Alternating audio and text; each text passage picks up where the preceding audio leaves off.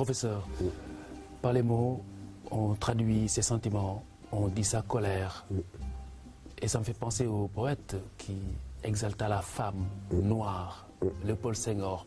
Quel est ce rapport mythique entre le poète et les mots?